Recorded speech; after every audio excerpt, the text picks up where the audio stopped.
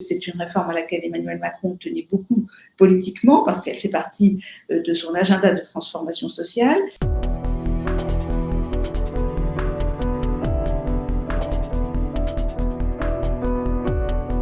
Il y a des mesures à la fois qui vont diminuer les droits des salariés, il y en a 3, et une mesure qui va augmenter la taxation des patrons.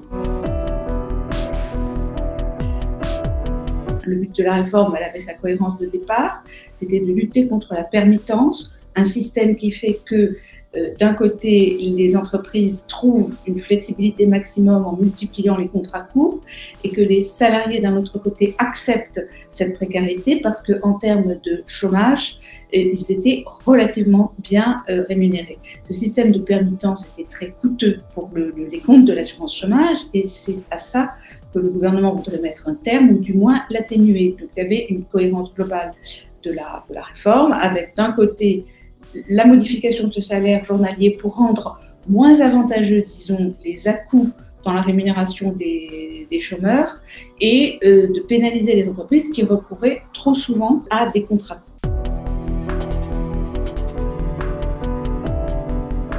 Oui, parce qu'il y a des mesures à la fois qui vont diminuer les droits des salariés, il y en a 3, et une mesure qui va augmenter la taxation des patrons, c'est la création du fameux bonus-malus. Première mesure, baisse de l'allocation pour certains chômeurs. Cette baisse est moins importante que celle qui était prévue dans la réforme d'origine, mais elle n'est pas négligeable pour autant, donc mécontentement des syndicats, parce que l'allocation va devenir dégressive pour les salaires de plus de 4 500 € bruts, dans des conditions qui ont été modifiées, on y reviendra peut-être, mais elle est quand même moins avantageuse. Et la troisième mesure, c'est la modification d'accès à l'assurance chômage qui est durcie. Auparavant, il fallait avoir travaillé 4 mois sur une durée de 28 mois. Désormais, il faudra avoir travaillé 6 mois sur une durée de 24 mois.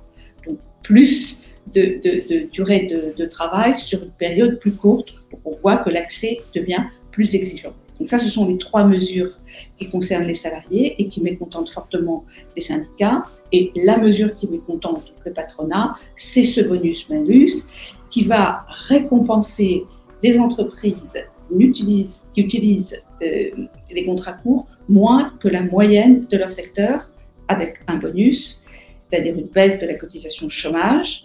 Et les entreprises qui les utilisent beaucoup plus que la moyenne de leur secteur vont être pénalisées sous forme d'un renchérissement de leur cotisation chômage. La réforme va quand même avoir des effets, elle en aura moins que prévu et surtout, elle est remise en question au mois d'octobre 2022. C'est-à-dire qu'elle va commencer à s'appliquer selon un calendrier très progressif et en octobre 2022, les partenaires sociaux vont devoir négocier une nouvelle convention d'assurance chômage, ce sont les règles de gouvernance actuelles. Donc ça veut dire que la réforme qui va être adoptée, elle est adoptée dans quelques mois et pour quelques mois. Donc c'est en cela qu'elle est pour la forme. Et le second aspect, pourquoi elle est pour la forme ? Parce qu'elle est moins ambitieuse qu'au début et que notamment tout le bloc permittence que le gouvernement voulait combattre, c'est un peu érodé dans la mesure où le gouvernement n'a pas pu trop jouer sur le calcul des indemnités de chômage parce qu'il est extrêmement difficile en temps de crise de dire à des personnes qui gagnent 600 € par mois, vous allez en gagner 300. Ce gouvernement-ci, non, je ne pense pas qu'il défasse ce bonus-malus parce que politiquement, vis-à-vis des syndicats, il est un peu obligé de montrer qu'il tape aussi sur les patrons. Et c'est la cohérence de la réforme. Si on veut lutter contre la permittence, il faut à la fois décourager les salariés et les entreprises de recourir à ce système. Mais en avril-mai 2022, il y aura une élection présidentielle.